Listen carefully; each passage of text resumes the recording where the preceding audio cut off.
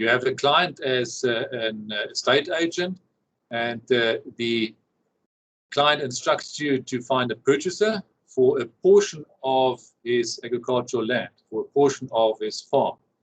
Farm has a size of 100 hectares, and he wants to sell a portion of 20 hectares, which is on the other side of the national road. In other words, the farm is cut in two halves by the national road. He instructs you to sign that contract of sale as soon as possible. You find the purchaser, everybody's excited, and you conclude that agreement in terms of which the purchaser would buy that portion of 20 hectares. Now, you've heard that subdivision of agricultural land must be approved by some sort of legal department or some sort of state department, and you therefore include a clause in your agreement in terms of which the agreement is subject thereto that the subdivision is approved. Is such an agreement valid? Yes or no is the question. Bad news is, unfortunately, that such an agreement would not be valid. In terms of the Subdivision of Agricultural Land Act and the interpretation of that act in terms of several court cases over the years, you cannot conclude an agreement for the sale of agricultural land, or portion of agricultural land rather, before the minister has not approved that subdivision. So you must first get the approval before you can sign the agreement.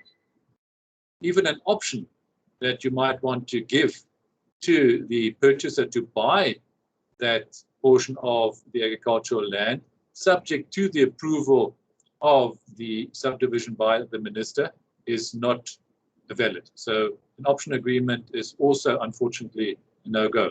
So if you have two parties that have agreed to sell and buy a portion of agricultural land, then unfortunately the only option that you have is for those parties to agree that the purchaser will apply for the approval of the subdivision, and the seller will sign all the relevant documents. The purchaser would typically pay the costs for the application, and then they basically, as a gentleman's agreement, agree that they will sign the sale as soon as the subdivision has been approved.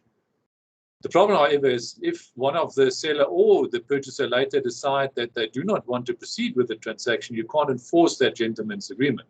It's not valid.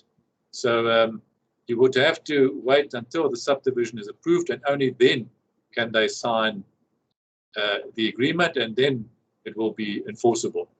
So yeah, unfortunately, that is the legal position. It's very frustrating, and that's why any sale of a portion of a farm is a potentially big headache.